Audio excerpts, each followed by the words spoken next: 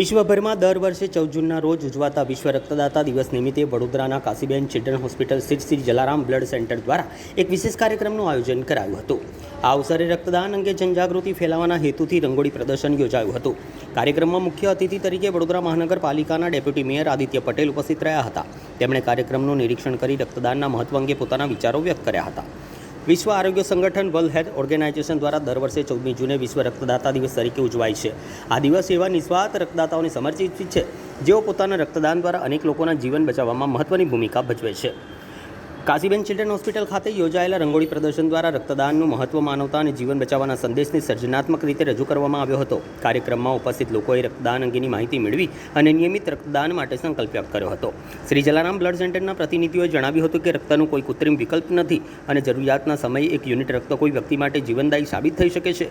તેથી વધુમાં વધુ લોકો સ્વૈચ્છિક રક્તદાન માટે આગળ આવે તે સમયની જરૂરિયાત છે। કાશીબા ચિલ્ડ્રન હોસ્પિટલ સંચાલિત જલારામ બ્લડ બેંક જે વર્ષોથી ખૂબ અદ્ભુત કાર્ય કરીને અનેક લોકોના જીવ બચાવવામાં મદદરૂપ થઈ છે। આ જલારામ બ્લડ બેંક દ્વારા 14 જૂન એટલે કે વિશ્વ રક્તદાતા દિવસે એક મેગા મેડિકલ બ્લડ કેમ્પનું આયોજન કરવામાં આવ્યું છે।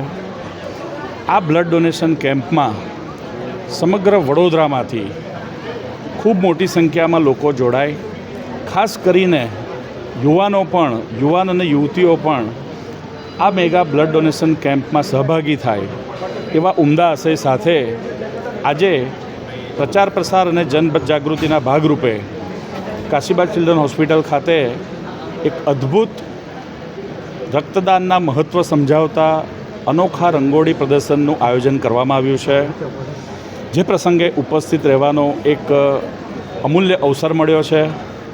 આ રંગોળી પ્રદર્શનના માધ્યમથી, કલાના માધ્યમથી ખૂબ સંવેદના સાથે રક્તદાનનું શું મહત્ત્વ છે તેવો એક અમૂલ્ય સંદેશો આપવામાં આવ્યો છે અને વડોદરાના નાગરિકોને આ બ્લડ ડોનેશન કેમ્પમાં ખૂબ મોટી સંખ્યામાં જોડાવા માટેનો સંદેશ આપવામાં આવ્યો છે।